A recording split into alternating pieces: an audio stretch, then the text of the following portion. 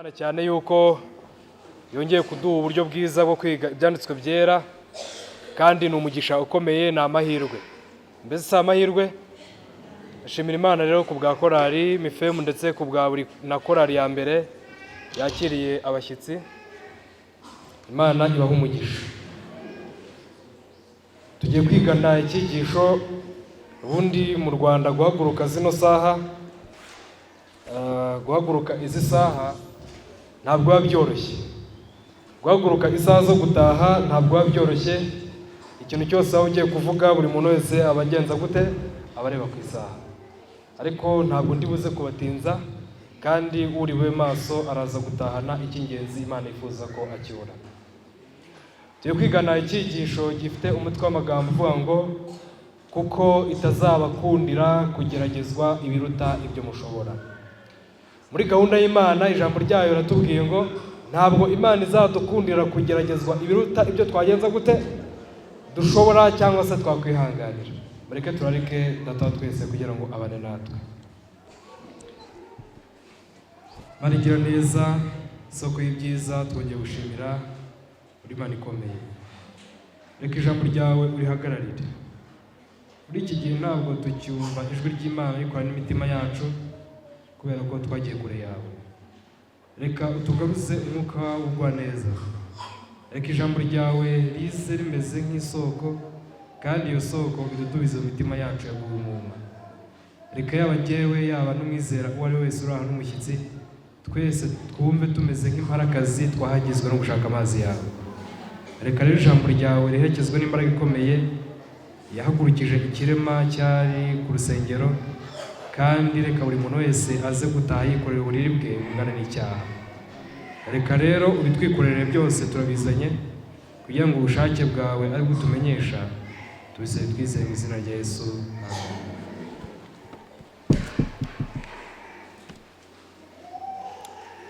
Muri gahunda y'Imana ikintu Imana iteka ryose turarikira nuko Imana niyo mugenga w'imibereho yacu. Imana niyo muyobozi w'imibereho yacu, kandi igihe cyose umuntu ashyize imbere Imana, Imana ntabwo ijya imutererana. Igihe cyose umuntu agiye muri gahunda y'Imana akajya mu bintu by'Imana, n'Imana ijya mu bintu bye. Abantu benshi bagira amakenga yo kwegurira Imana. Rimwe na rimwe abantu bakanga kwegurira Imana ngo bazakena, abandi bakanga kwegurira Imana ngo bazabura akazi, abandi bakanga kwegurira Imana ngo ntibazabona abasore beza, abandi bakanga kwegurira Imana ngo ntibazabona abakobwa beza. Buri muntu wese ahagaze ku kintu bita inkeke. Buri muntu wese Satani yamushyize ahantu kwegurira Imana mu buryo bwuzuye bitakunda igihe adafite kwizera. Mbese Imana ntabwo ifite byose. Igihe cyose umuntu afite amakenga y'icyo Imana izamukorera, ntabwo abizi ubushobozi bw'Imana. Imana yatubwiye ko niba ari nyiri ibintu byose, Imana ubwayo tuba tugomba kwizera. Nk'uko umubyeyi yaba ari mubi agahereza umwana ibyo asabwa byose, none Uwiteka yaburute kuduhana n'ibindi byose, kandi dufite kwizera guke. Imana itandukanye n'ababyeyi bacu. Ababyeyi bacu barakiranirwa, ariko Imana ntikiranirwa. Ariko umubyeyi iteka ryose aharanira kumenya ahantu umwana yagiye, n'igihe amasaha y'umugoroba adahari agomba kumekinga shuwa niba umwana ari ahantu ari safe. None niba uwo ari umubyeyi w'umubiri akaba akurikirana izo gahunda zose zigendanye n'umwana yabyaye, none Imana yatubyaje ubutumwa bwiza yadukurikirana gute?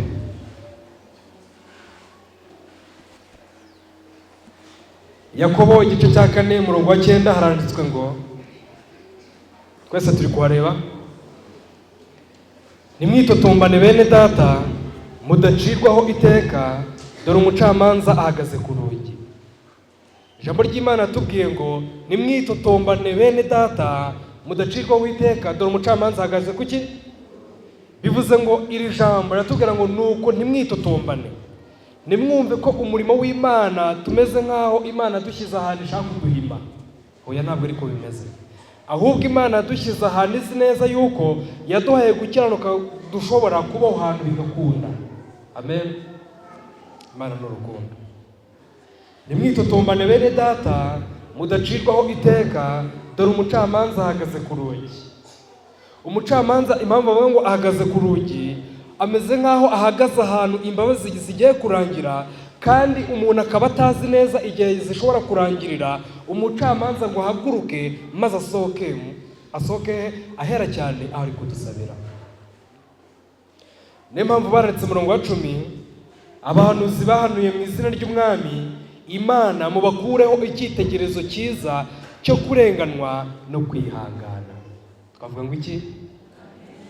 Baravuze ngo abahanuzi bahanuye mu izina ry'Umwami Imana mubakureho icyitegererezo cyiza cyo kurenganywa no kwihangana. Muri iki gihe niba ari ikintu kimaze gucogora, ni igihe abantu barenganirijwe ubutumwa bwiza. N'igihe nta n'umuntu wagutunze urutoki wowe uhita umera nk'aho uvuye mu bintu by'Imana. N'igihe niba hari n'umuntu ukuvuze nabi wowe uhita ushaka no guhindura urusengero. Ariko se niko ijambo ry'Imana rivuga, nuko tugire icyitegererezo cyiza dufatira ku bakurambere bacu.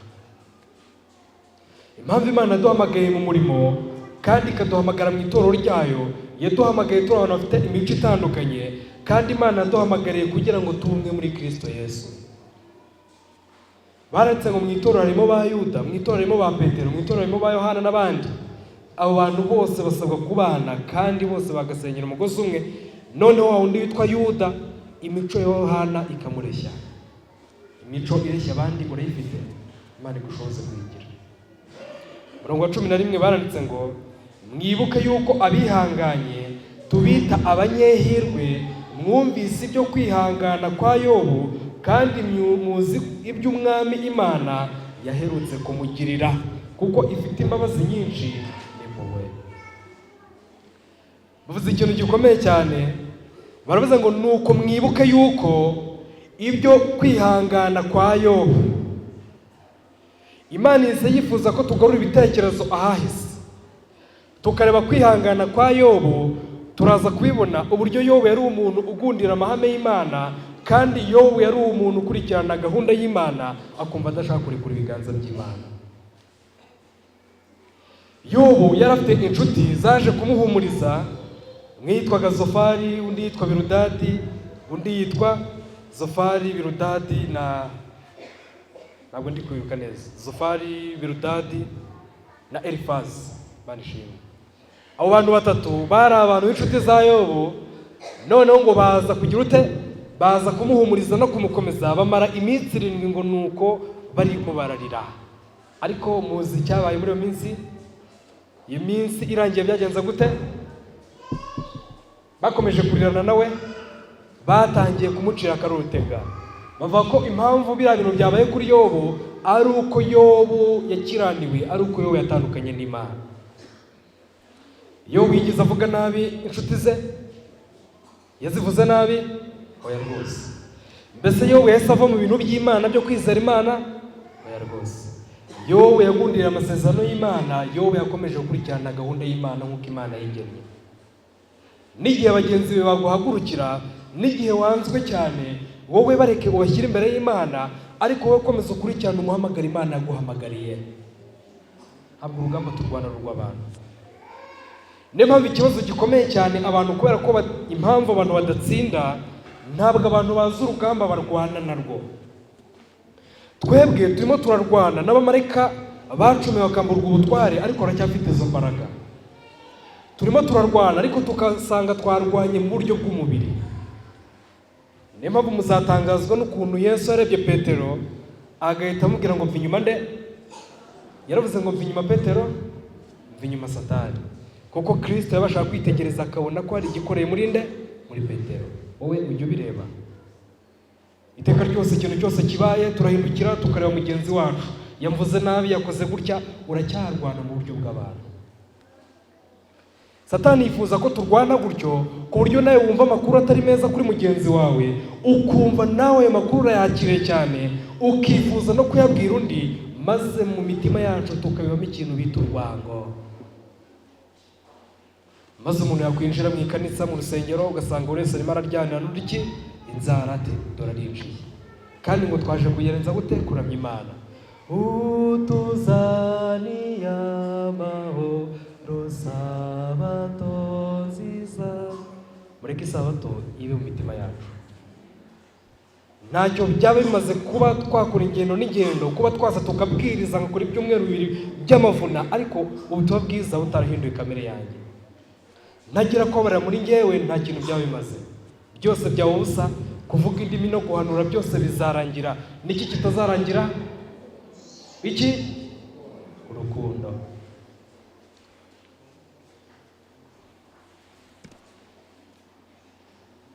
Tujye kurebana mu gihugu cya Uzi, hari umuntu witwaga Yobu, kandi uwo muntu yari umukiranutsi utunganye wubahaga Imana akirinda ibibi. Kavuga ngo iki?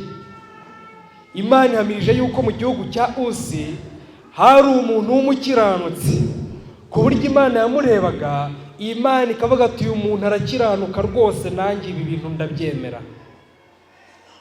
Imana yari umutangabuhamya wa Yobu, ku buryo Imana ivuga ati Yobu rwose umutima wanjye ni nk'uwa, umutima we ni nk'uwanjye.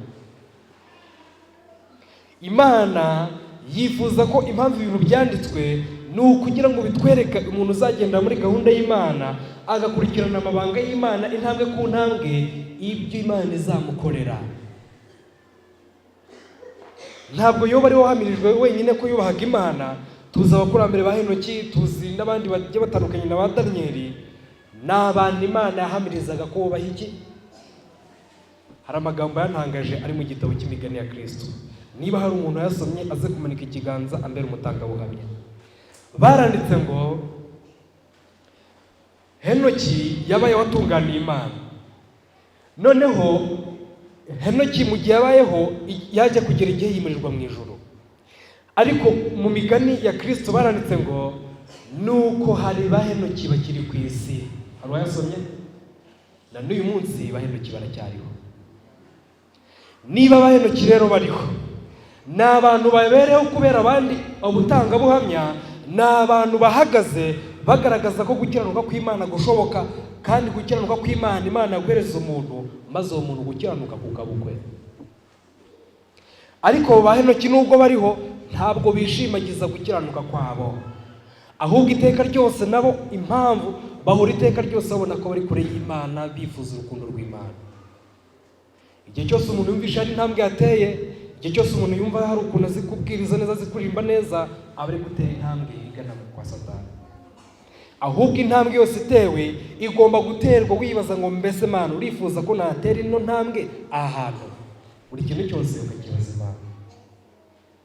Ngo mu gihugu cya Uzi hari umuntu witwaga Yobu, kandi uwo muntu yari umukiranutsi utunganye wubahaga Imana akirinda ibibi. Mbese wirinda ibibi, Imana igushoboze. Baranditse ngo umunsi umwe hari ikintu tugiye kureba.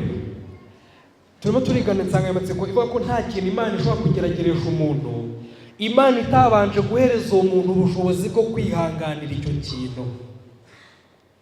N'impamvu abantu benshi bagwa mu bintu bimeze nk'amakosa bagahita bigereka ku Mana. Imana mbere y'uko ikigeragezo kiza, Imana iba yateguye umutima w'umuntu kugira ngo abashe kwihanganira icyo kintu kandi kibashe kumweza. Yobu, hari ipica ikomeye cyane twakwigira kuri Yobu. Turaza gusanga Yobu ntabwo ibigeragezo byaziye rimwe ngo bize bisa. Ikigeragezo cya mbere cyaje kuri Yobu cyafashe ku bintu bigaragara, siko bimeze? Cyafashe ku bintu bisanzwe, gifata ku ngamiya, gifata ku mirima, nubwo cyafashe ku bana, ariko ntabwo cyafashe ku mubiri wa Yobu.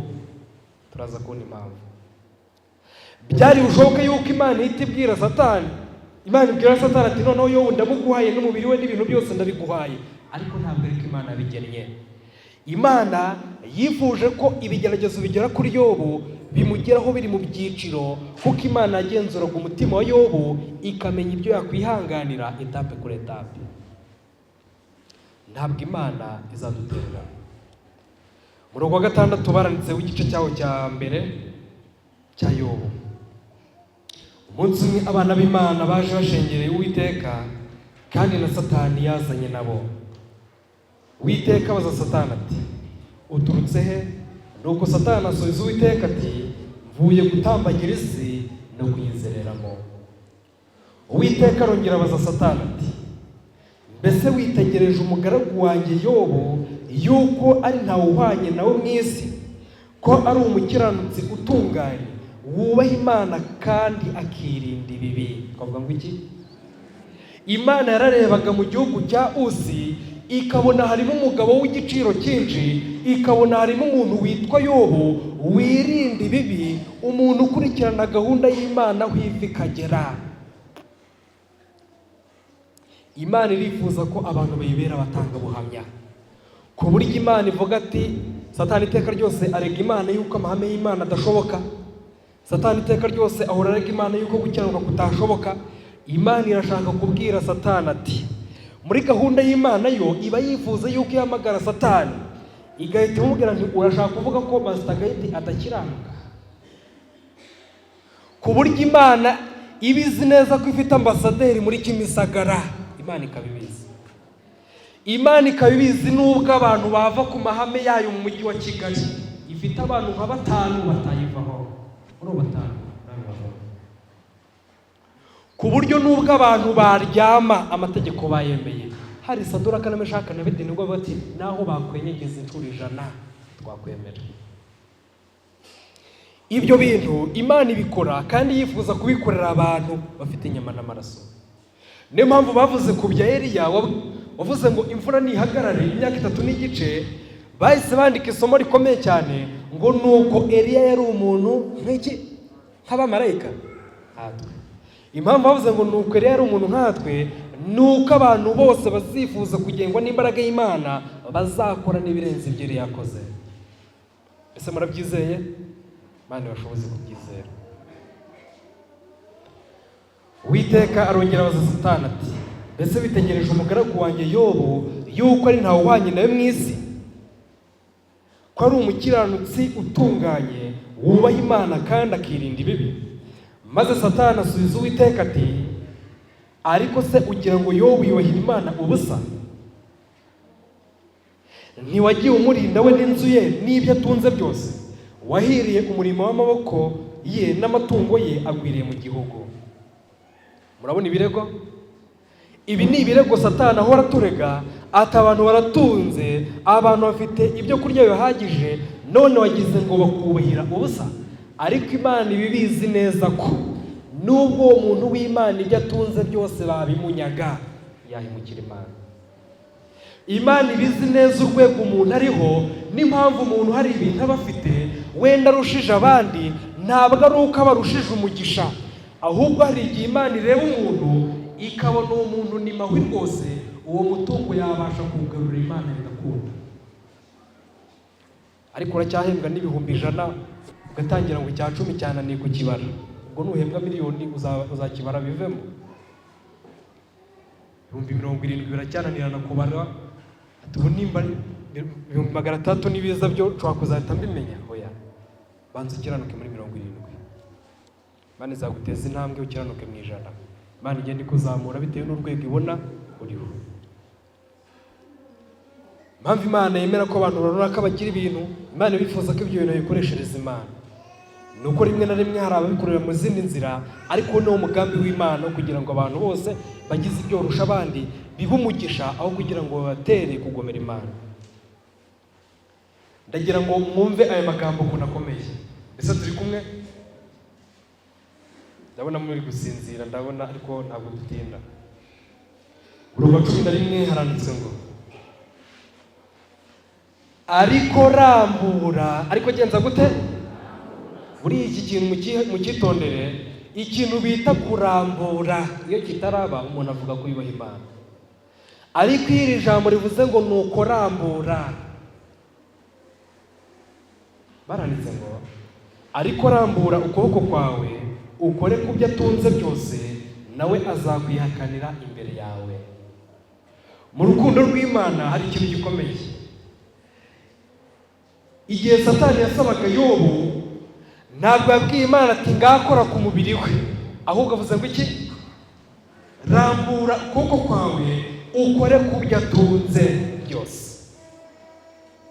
Satani yari azi neza yuko igihe Yobu bari bakoze ku byo atunze, Yobu rwose arihakana Imana. Ntabwo Imana iteka ryose itugerageza ibintu tutabasha kwihanganira. Imana yifuje yuko bino bigeragezo biza bikurikirana bigendanye n'urwego Uwiteka abonagaho Yobu kandi yabasha kubyumvaho. Ntabwo Yobu yatangiye afatwa umubiri, ahubwo Satani yaravuze ngo nuko rambura ukuboko kwawe ukore ku byo atunze. None niba utanakwihanganira ibyo utunze byakozweho, ubwo umubiri ni wakwihanganira? Birashoboka? Ntabwo bishoboka. Imana ibiza urwego rwo kwihangana kwacu, Imana ibiza ahantu twagera. Gukiranuka ntigukunde muri kamere muntu. Mbese ndabeshya? Niba rero Imana izi umubiri w'umuntu n'uburyo ukozemo, niyo mpamvu Imana umuntu yageze ahantu yibwira ko ariyo ndiba imeze nk'aho Imana yamutaye, burya Imana imubwira ati amahirwe naguhaye ko icyo kintu wakivamo arahari kandi aracyari menshi. Nabwiye umuntu ndamubwira nti igihe cyose ikigeragezo ni cyiza. Igihe uhita umenya ngo Imana iguhaye ikintu wabasha kwihanganira, igihe uhita ubwira Satani umuseke cyane, maze ubwira Imana ati Imana urakoze kubw'ibi ngibi kandi urakoze kumpaye amaso yo kubona ko nabyihanganira. Imana yifuza ko turebesha amaso yo kwizera. Amaso yo kwizera abasha gutambuka ibintu birenga igihumbi. Imana ibanza gutanga ubushobozi bw'uko umuntu yitwara muri icyo kintu, maze icyo kigeragezo kikaza. Ntabwo ikigeragezo cyaje Uwiteka atarahamiriza Yobu yuko Yobu akiranuka. Yobu yari asanzwe abana n'Imana, ikigeragezo cyose cyari kuza nticyari kumukura mu byimbo. Ariko twebwe ibigeragezo biraza bigasanga n'ubundi natwe ubwacu ntabwo turi mu murongo mwiza. Uwiteka asubiza Satani ati dore ibyo atunze byose biri mu maboko yawe, keretse we ubwe. Iri jambo muritindeho. Uwiteka yabwiye Satani ngo dore ibyo atunze byose biri mu maboko yawe, keretse nde? Keretse we ubwe. Mbese nawe ari buze gukorwaho? Ariko Imana yari izi neza kwihangana kwa Yobu. Niyo mpamvu Imana yabwiye Satani ati dore ndamuguhaye mushyize mu biganza byawe, ariko umwirinde ntugire ikintu umukoraho, kubanza ukore ku byo atunze, ndabizi ko namuhaye imbaraga zo kubasha kubinyuramo kandi anesheje. Banishimye cyane. Nuko Satani aherako ava imbere y'Uwiteka. Imana yemerera Satani kumunyaga no kumwicira abana. Imana yemeye ko ibyo bintu bibaho, ariko Imana ariyo yagennye n'ukuntu ibyo bintu bigenda. Mbese siko dusomye? Bivuze ngo buri kigeragezo cyose umuntu ashobora kwinjiramo, Imana iba yateguye uburyo uwo muntu yagisohokamo kandi anesheje.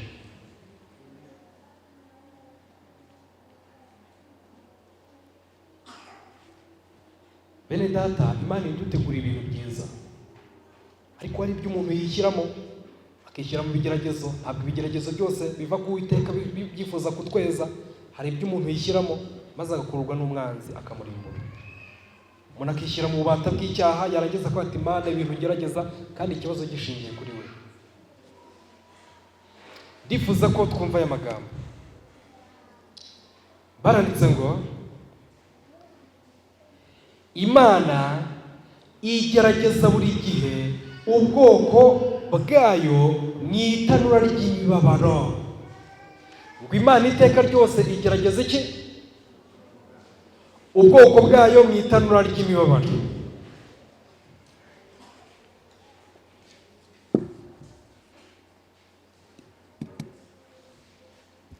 Mu itanura ry'imibabaro nimo inkamba zitandukanyirizwa n'izahabu y'ukuri y'imico ya Gikristo. Imana iteka ryose itunyuza muri ibyo bigeragezo kugira ngo tubisohokemo twera. Imana nikiduhamagarira. Yesu abareba ikigeragezo, azi neza ibikenewe kugira ngo icyo cyuma cy'agaciro gitunganywe. Twavuga ngo iki? Imana cyangwa Yesu Kristo abareba ikigeragezo kikaza, Imana igatanga ibikenewe byose kugira ngo umuntu atungane. Azi neza ibikenewe kugira ngo icyo cyuma cy'agaciro gitunganye, maze cyerekane kurabagirana k'urukundo rwe. Imana izi uburyo izagutunganya.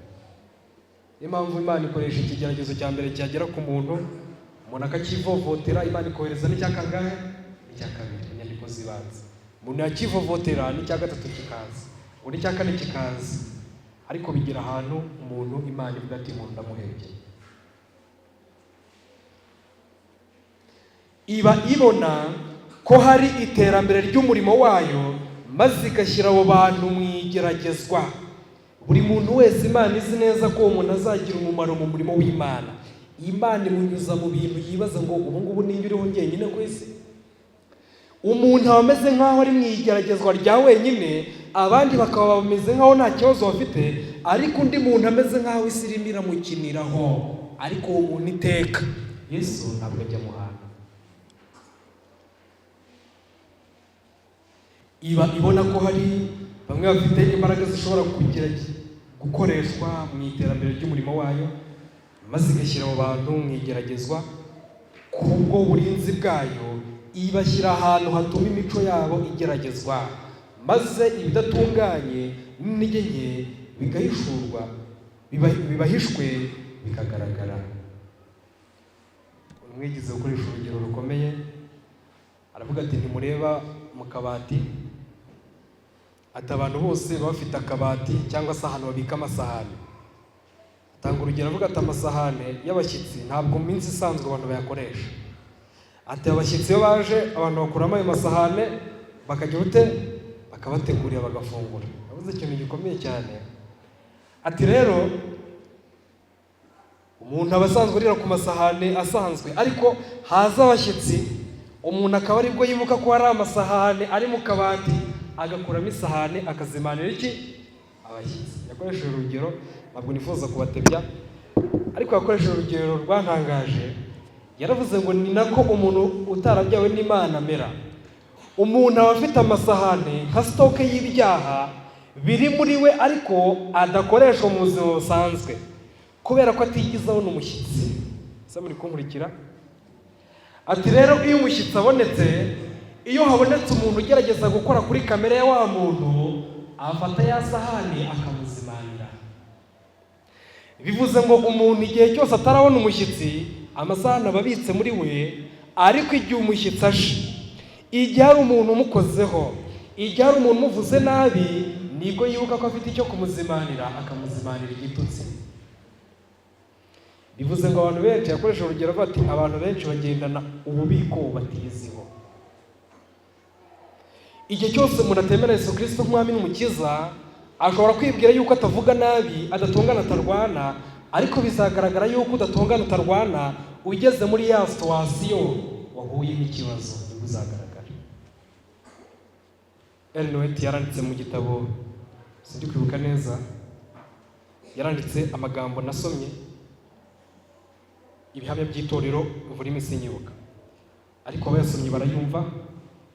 Yaravuze ngo niba atabivuze byose, ngo ikintu kigaragaza umutima wahindutse ni uko iyo ahemukiwe atavundereza amacanjwe.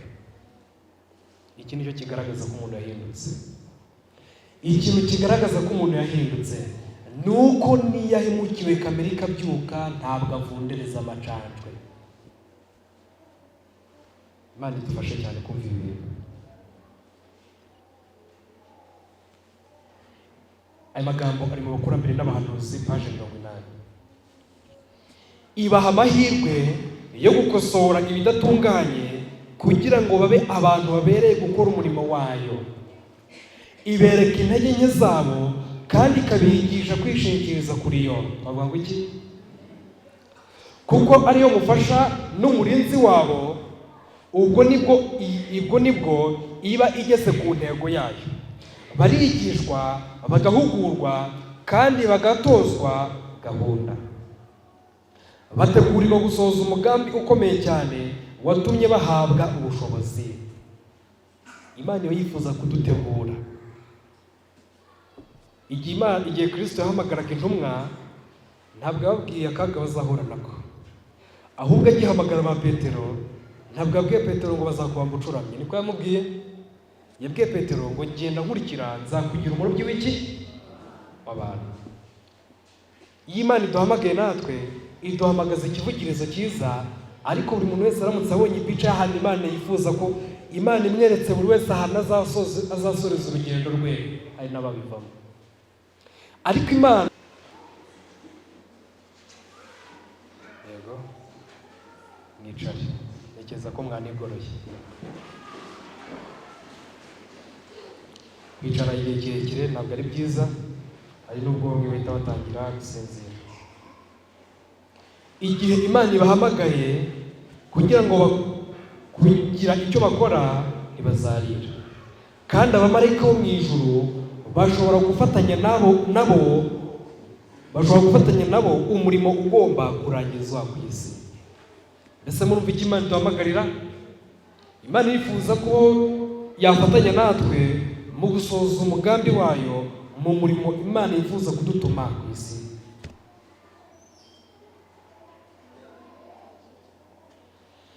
Muri Yesaya igice cya 48 umurongo wa 10 baranditse ngo, dore ndagutunganije ariko si ifeza, nkugerageje mu ruganda rwo kubabazwa. Imana ubwayo yahise ivuga ngo nzabyikorera. Uwiteka nubwo adutunganya, ntabwo adutunganya kugeza ku rwego rw'ifeza. Uwiteka aradutunganya, akadutunganyiriza kugera ahantu abona yuko twatunganijwe rwose. Ariko nubwo Uwiteka adutunganya, ni umurimo akora atifuza kuduhima, ahubwo ni umurimo akora kugira ngo tubashe kugera ahantu icyaha kinesheka mu mitima yacu. Baranditse ngo igihe umuntu anesheje ikigeragezo cya mbere, Satani azana ikigeragezo cya kabiri. Muziga ibyo kunesha umubiri isi n'iki? Na Satani. Yobu yageragereshejwe kubura ubutunzi, Satani abuze ku butunzi.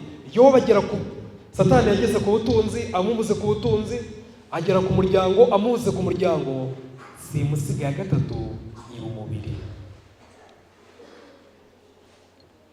Niyo mpamvu bitewe n'uko Imana iba yifuza ko abantu bagira ubukure, Imana iba yifuza kugeza abantu ikabakura ku ntambwe ya mbere bagenda bezwa, bakagera ku ntambwe Imana ibwira Satani ati noneho n'umubiri ndawuguhaye. Niki? Mbese turi kujyana?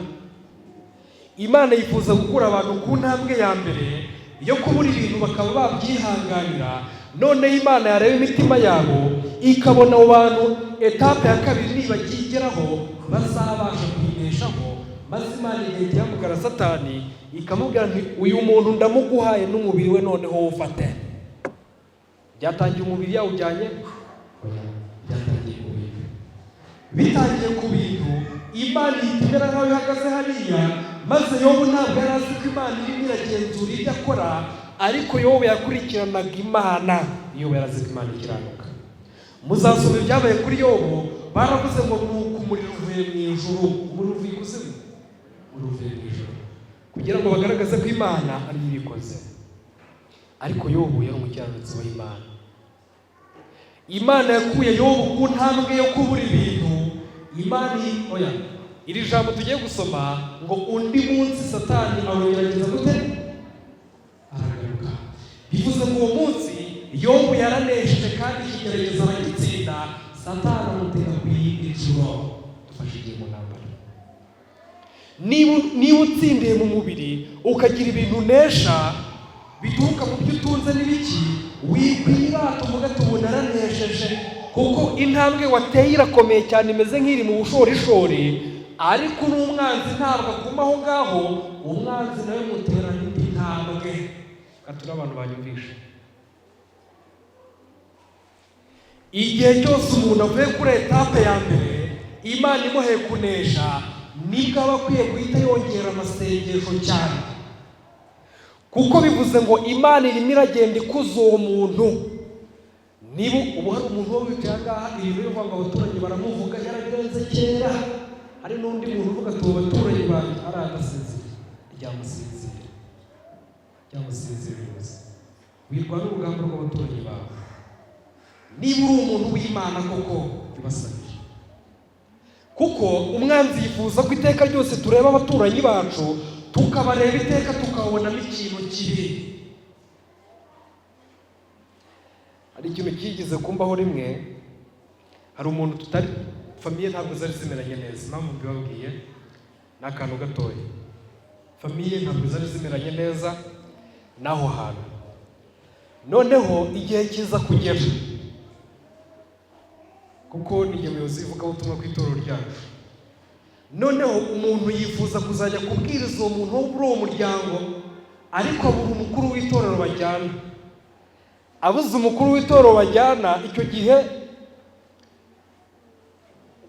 undi mukuru w'itorero ku rindi torero arambwira, ni itorero ryacu, inteko yacu bahita batsinda, arambwira ati rero hari abantu ushaka kujya kumfashiriza, mukajya gusura umuntu w'umwizero ushaka no kuzabatizwa.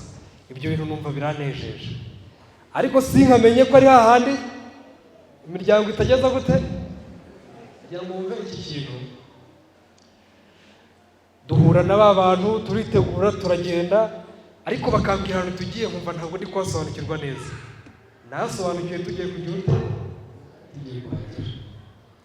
Ndakubwiza ukuri, kuva navuka aho hantu, bitewe na limite zari zaragiyeho, ndumva hagize igihe nitwongera rwose kujya muri abo bantu.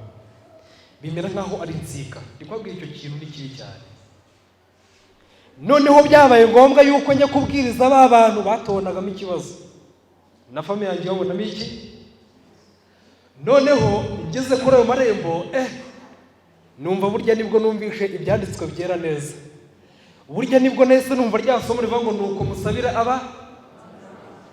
Ikibazo nibajije kirabaza kiti, aha hantu ndinjira mvuga ngo noeze ubundi ndabwiriza nte? Uyu mucyo ndawubaha gute? Icyambere bakinkubita amaso baragira ute? Baranyikanga. Nanjye niba kubita amaso barahita bagira ikintu cy'urwikekwe. Turahagira, ndavuga ati Imana byose bibe kugushaka.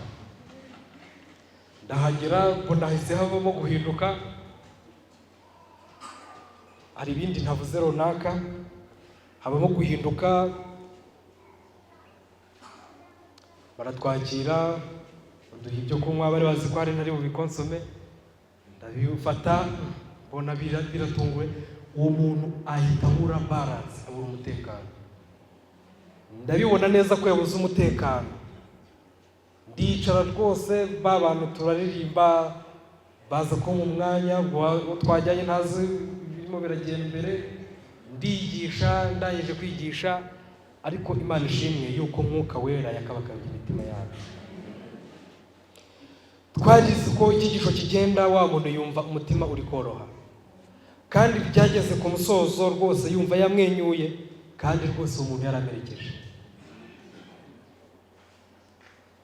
Icyo kintu cyari ikintu kinkomereye cyane, ariko mvuye aho hantu nibwo nize urukundo Imana ifitiye abantu tutumvikana. Nta kibazo ukwiye kugirana n'umuntu, nta kibazo ukwiye kugirana n'abandi bantu.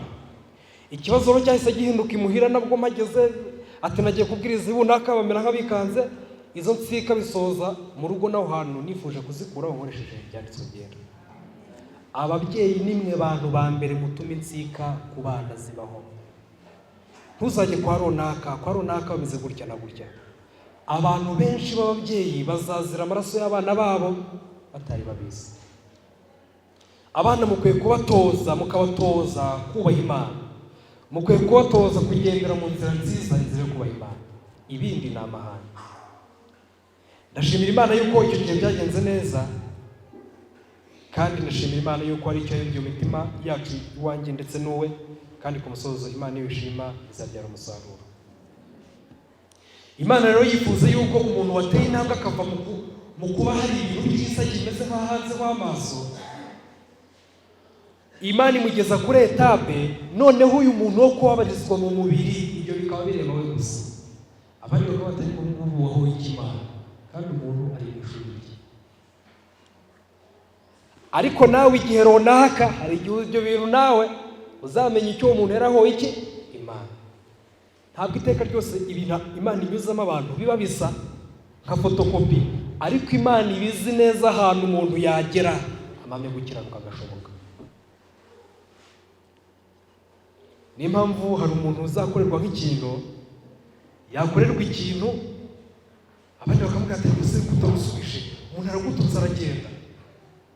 ukabona bibabaje cyane umuntu batatutse, akaba ariwe muntu ubabaje cyane, bikamubabaza kugeza ubwo abwiraho wa muntu ati rwose njye ntabwo umuryango wacu ntabwo ari uko duteye, ntabwo nabyendaje. Ku buryo hari umuntu bashobora gukorera ikintu akavuga ko aruhutse, nawe amusubije irindi jambo kandi koko yumva aruhutse, akavuga ati ubu ndaruhutse. Genje gute? Mureke muruhukire muri Kristo.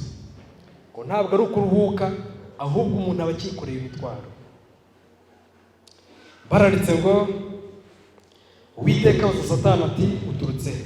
Satani asubiza Uwiteka ati mvuye gutambagira isi no kwizereramo. Uwiteka abaza Satani ati aho witegereje umugaragu wanjye Yobu yuko ari ntawe uhwanye nawe mu isi, ari umukiranutsi utunganye wubaha Imana kandi akirinda ibibi, yakomeje gukiranuka kwe n'ubu. Yagenje gute? Bivuze ngo gukiranuka kwa Yobu ni ikintu kirimo kirakomeza, ni ikintu cyabayeho hahise ariko kiri muri preza, ariko n'ubundi kirakomeje. Mbese niko bimeze? Ntabwo bavuze ngo Yobu yarakiranutse, ahubwo Yobu akomeje gukiranuka. Bivuze ngo Imana yagenzura ku mutima wa Yobu, Imana ikabona ko hari urwego Yobu Imana iri kumukuraho ikamugeza ku rundi. Niyo mpamvu rino jambo rivuze ngo nuko Yobu akomeje gukiranuka. Imana irifuza yuko uko wari uri 2010 ariko Imana igenda ikuzamura, ubu noneho 2020 na kangahe ikaba yaraguteje intambwe, waravuye kuri bya bindi warabinesheje. Iyo mbaraga Imana yiteguye kuyiguhereza ukanesha kubw'amaraso ya Kristo. Baranditse mu rwa 3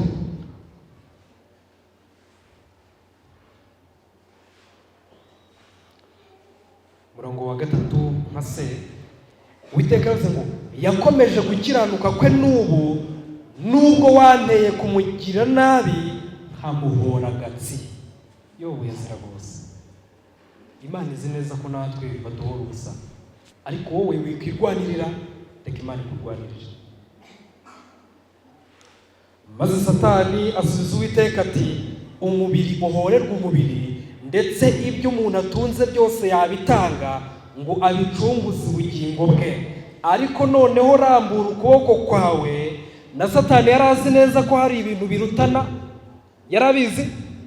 Satani yari azi ko hari etape umuntu yageraho gukiranuka burya bikaba bitakunda, ariko Imana ibizi neza ko burya byakunda.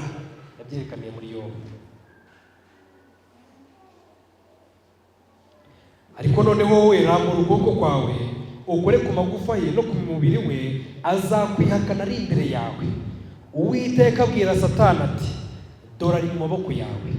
Ese muri uko kuntu gahunda yatangiye Uwiteka avuga ni icyo murinze ntukore ku mubiri we, ibindi byose ugenza gute ubikoreho.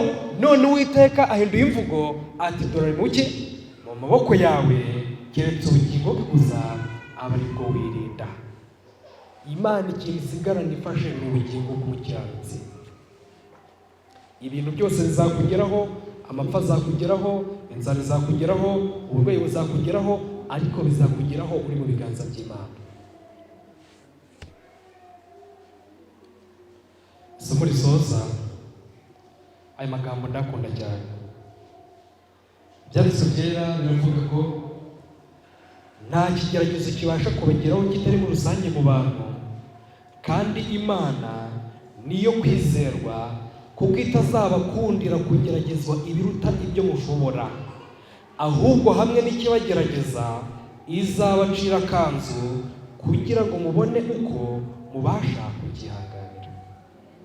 Nta kigeragezo kitaza kiri muri rusange mu bantu.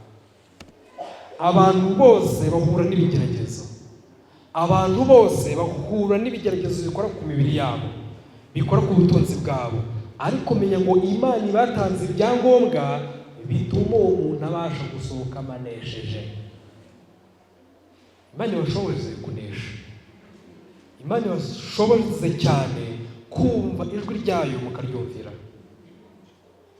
Imana yifuza kudukura ku ntambwe yo guhenerezwa mu cyaha, maze twegurira Imana, Imana ikaba nyambere mu mitima yacu.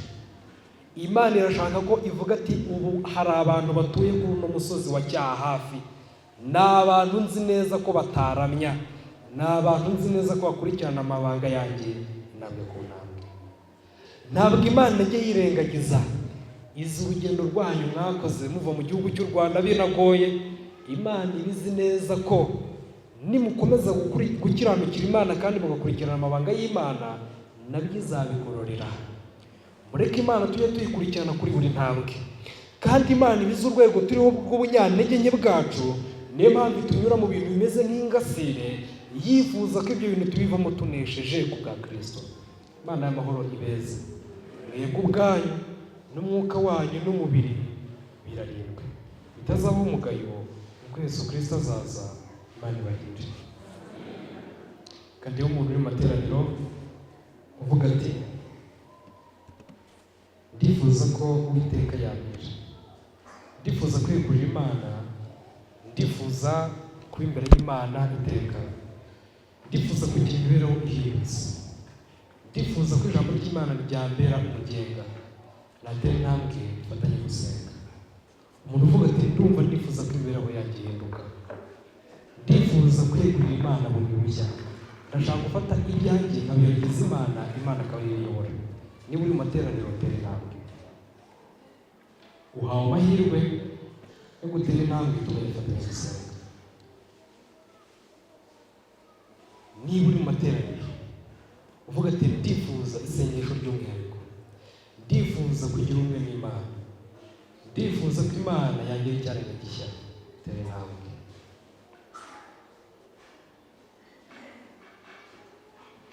Nta ndirimbo turi bukoreshe. Niba umuntu uvuga ati ndumva nifuza kwegurira Imana, ndifuza nshaka kuza mu biganza by'Uwiteka, tera intambwe. Leta inasubira cyiza kandi abana babaha pasiteri.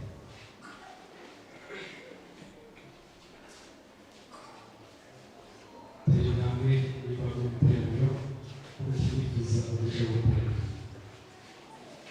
twifuza kuyoborwa n'Imana, twifuza kugendera mu muteraniro. Imana yifuza guhindura imibereho yacu, Imana yifuza kutugira ibyaremwe bishya, Imana yifuza ko tunesha kandi neza tuneshereza. Niba umuntu uvuga ati